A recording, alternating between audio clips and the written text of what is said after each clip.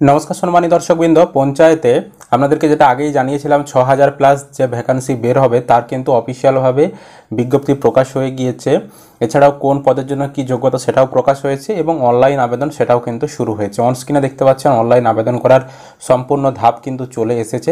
তবে যেহেতু এই আজ থেকে চালু হয়েছে, কিছু কিছু জায়গায় সমস্যা হচ্ছে, তো আপনাদেরকে আমরা ফ্রেশভাবে স্টেপ বাই স্টেপ কীভাবে আবেদন করতে হয় সেই নিয়ে একটা আলাদা ভিডিও দেব এবং সেটা আশা করি আগামীকালই আপনাদেরকে ভিডিও দিয়ে দেবো ফ্রেশ করে, একদম স্টেপ বাই স্টেপ আবেদন সেখানে আমরা দেখিয়ে দেবো। বর্তমানে আমরা আবেদন করতে যাচ্ছি যখন কিছু কিছু স্টেপে একটু সমস্যা হচ্ছে, তো বর্তমানে যে বেরিয়েছে নোটিফিকেশান, সেই নোটিফিকেশানটা নিয়ে একটু আলোচনা করব, যেগুলো আমাদের জেনে রাখা গুরুত্বপূর্ণ, নইলে কিন্তু অনলাইনে আবেদন আপনারা করতে পারবেন না। অবশ্যই ভিডিওটি উপকারে আসবে, শেষ পর্যন্ত দেখতে থাকুন। চ্যানেলে নতুন হলে চ্যানেলটি সাবস্ক্রাইব করবেন, আর যারা ফেসবুক থেকে ভিডিওটি দেখছেন অবশ্যই পেজটি ফলো করে রাখবেন। দেখুন, আপনাদের এই যে বর্তমানে West Bengal panchayat recruitment management system যে রিক্রুটমেন্টটি করাচ্ছে, মানে আপনাদের আবেদনগুলো নিচ্ছে, তো তার জন্য একটি ওয়েবসাইটও লঞ্চ করেছে wbprms.in নামে। এই ওয়েবসাইটটাই আপনাদেরকে আসতে হবে, এখানে এসে আপনাদেরকে অনলাইনে আবেদন করতে হবে। তো সেই নিয়ে চিন্তা করার কিছু নেই, অনলাইনে আবেদন কিভাবে করবেন একদম সহজভাবে সহজ ভাষায় আমরা বুঝিয়ে দেব। সেই ভিডিও আগামীকাল কিন্তু আপনাদের জন্য আসছে। এবার দেখুন, এখানে যখন আসবেন, আসার পর কিছু ডিটেলস আমাদের জেনে রাখতে হবে। কিভাবে ডিটেলসগুলো জানবেন, এখানে 3 লাইন রয়েছে, এই 3 লাইনে ক্লিক করবেন। এখানে দেখুন ক্যান্ডিডেট গাইডলাইন রয়েছে, এই ক্যান্ডিডেট গাইডলাইন্স এখানে ক্লিক করবেন। দিয়ে দেখুন এখানে লিস্ট অফ পোস্ট, এই লিস্ট অফ পোস্টে আপনি ক্লিক করবেন। এখানে যখনই ক্লিক করবেন আপনার সামনে এখানে দেখুন প্রতিটা পোস্ট কিন্তু খুলে যাবে। তো কোন পোস্টের কি বৃত্তান্ত সমস্ত কিছু কিন্তু এখানে দেওয়া রয়েছে। এখানে দেখুন এক্সিকিউটিভ অ্যাসিস্ট্যান্ট অফ গ্রাম পঞ্চায়েত, ঠিক আছে, এই যে পোস্ট, এই পোস্টের কি শর্ত সেটা যদি দেখতে চান তাহলে এই যে অ্যাটাচমেন্ট 1, এই অ্যাটাচমেন্ট 1 এখানে ক্লিক করবেন, একটা পিডিএফ ডাউনলোড হয়ে যাবে, সেই পিডিএফটা আপনি খুলবেন। তো পিডিএফটা যখনই খুলবেন এখানে কিন্তু সম্পূর্ণ ডিটেলস দেওয়া রয়েছে যে কি শর্ত রয়েছে, এখানে শর্তটা দেখতে পাচ্ছেন। তারপর এখানে তার যোগ্যতা কি রয়েছে সেটা এখানে দেওয়া রয়েছে, বয়স কত লাগবে, কোন কাস্টের ক্ষেত্রে কত বয়স লাগবে সেই বয়সটা এখানে দেওয়া রয়েছে, বেতন কি লাগবে সেটা দেওয়া রয়েছে। তারপর এখানে সিলেবাস, মানে কিভাবে পরীক্ষা হবে, কোন সাবজেক্টে কত নাম্বার সেটা থাকবে, ইন্টারভিউ কত নাম্বার, সেগুলো কিন্তু এখানে দেওয়া রয়েছে। এইভাবে কিন্তু আপনাদেরকে প্রতিটা পদের জন্য আলাদা আলাদাভাবে দেখে নিতে হবে, আপনি যেই পদের জন্য যোগ্য হবেন সেই পদের আবেদন করতে পারবেন। ধরুন এবার 2 নম্বর গ্রাম পঞ্চায়েত কর্মী, তো 2 নম্বরটা আমরা যখনই ক্লিক করলাম একইভাবে এখানে অ্যাটাচমেন্ট 1 দেখতে পাচ্ছেন, অ্যাটাচমেন্ট 1-এ ক্লিক করবেন, দিয়ে এখানে ডাউনলোড বাটনে ক্লিক করবেন। তো যখনই ডাউনলোড বাটনে ক্লিক করবেন আপনার সামনে দেখবেন এরকম একটি পিডিএফ খুলে গেছে। গ্রাম পঞ্চায়েত কর্মী পদে আবেদন করতে গেলে এখানে কি যোগ্যতা লাগবে সেটা এখানে বলে দেওয়া হয়েছে। এখানে কিন্তু দেখতে পাচ্ছেন যে 8 পাস হলেই, আপনি 8 পাস হলেই গ্রাম পঞ্চায়েত কর্মী পদে আবেদন করতে পারবেন, সেটা কিন্তু এখানে দেওয়া রয়েছে। আর এখানে দেখুন বয়স কত লাগবে, এখানে বয়সটাও দেখতে পাচ্ছেন, কোন কাস্টের ক্ষেত্রে কত বয়স সেখানে কিন্তু দেওয়া রয়েছে।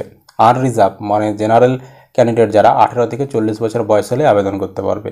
এছাড়াও SC ST ওনাদের যেরকম বয়সের ছাড় আছে সেরকম কিন্তু ছাড় দেওয়া রয়েছে।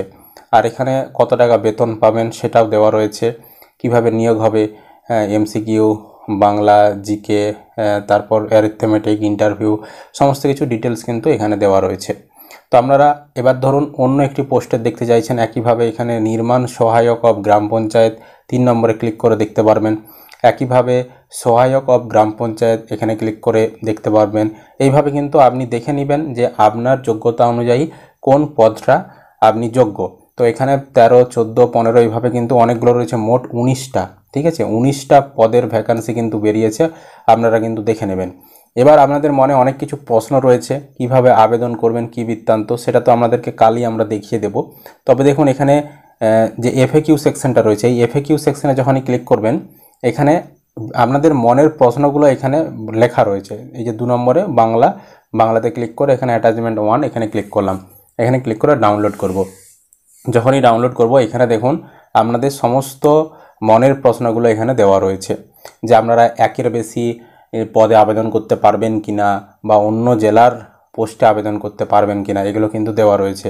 বা আবেদন করার সময় কত সাইজের ছবি লাগবে, তারপর কিভাবে সই দিতে হবে, OTP আসবে যেটা, সেটার বৈধতা কত, সমস্ত কিছু কিন্তু এখানে দেওয়া রয়েছে। কিছু ডকুমেন্টস আপনাকে আপলোড করতে হবে কিনা, এখানে দেখতে পাচ্ছেন স্ক্যান করা ডকুমেন্টস আপলোড না করে আমি কি চাকরির জন্য আবেদন করতে পারি, এখানে না লেখা রয়েছে। তারপর নথি যেগুলো আপলোড করতে হবে তার সাইজ কত লাগবে সেটা এখানে দেওয়া রয়েছে। তারপরে দেখুন এখানে 11 নম্বরে আমি কি বিভিন্ন ডিএলএসসিতে আবেদন করতে পারি? উত্তর হ্যাঁ, আপনি একাধিক ডিএলএসসিতে আবেদন করতে পারবেন। তারপরে 12 নম্বরে প্রশ্ন রয়েছে আমি কি বিভিন্ন পদের জন্য আবেদন করতে পারি? এখানেও কিন্তু বলা রয়েছে হ্যাঁ, প্রয়োজনীয় এবং দরকারি শর্তাবলী পূরণ করে একজন একাধিক ডিএলসিতে আপনি বিভিন্ন পদের জন্য আবেদন করতে পারবেন। মানে একাধিক পদের জন্য আপনি যতগুলো পদে আপনি যোগ্য হবেন সেই পদে কিন্তু আপনারা আবেদন করতে পারবেন। এখানে আরও বিস্তারিত দেওয়া রয়েছে, আপনারা কিন্তু সেগুলো এখান থেকে পড়ে নিতে পারবেন। আর কোন জেলাতে কতগুলো ভ্যাকান্সি রয়েছে সেটা কিন্তু আগে আপনাদেরকে জানিয়েছিলাম। এই যে নোটিশটা, এই নোটিশে কিন্তু দেওয়া রয়েছে। এখানে এই যে দেখতে পাচ্ছেন আলিপুরদুয়ার জেলাতে কতগুলো ভ্যাকান্সি রয়েছে এবং কোন পদের জন্য ভ্যাকান্সি রয়েছে সেটা কিন্তু এখানে দেখাচ্ছে। আলিপুরদুয়ার জেলাতে গ্রাম পঞ্চায়েতে কটা ভ্যাকান্সি, তারপর পিএস মানে হচ্ছে পঞ্চায়েত সমিতিতে কতগুলো ভ্যাকান্সি, আর জেডপি মানে জেলা পরিষদে কতগুলো ভ্যাকান্সি।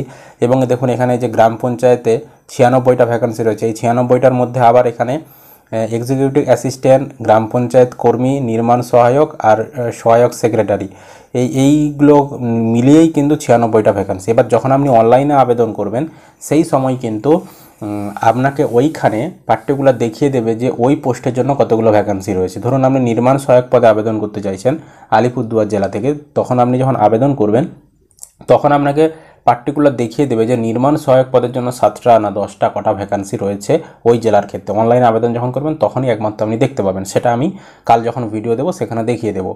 এইভাবে কিন্তু এখানে বাঁকুড়া, বীরভূম, তারপর কোচবিহার, দক্ষিণ দিনাজপুর, তারপর দার্জিলিং, হুগলি, তারপর হাওড়া, ঝাড়গ্রাম, কালিম্পং, জলপাইগুড়ি, এছাড়াও নিচে মালদা, মুর্শিদাবাদ, নদিয়া, নর্থ 24 পরগনা, পশ্চিম বর্ধমান, পশ্চিম মেদিনীপুর, পূর্ব বর্ধমান, তারপর পূর্ব মেদিনীপুর, পুরুলিয়া, সাউথ 24 পরগনা, উত্তর দিনাজপুর, দার্জিলিং, সমস্ত জেলাতেই কিন্তু ভ্যাকান্সি বেরিয়েছে। সমস্ত জেলার ছাত্রছাত্রীরাই কিন্তু আবেদন করতে পারবে, ছেলে মেয়েরা উভয়ই আবেদন করতে পারবে।